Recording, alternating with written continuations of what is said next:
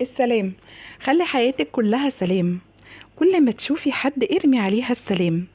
كل ما تعدي على حد قاعدة في الطريق واقفة على جنب قولي لها السلام عليكم بفرحة وابتسامة كده، وكأنك داخلة تقولي لها على خبر حلو.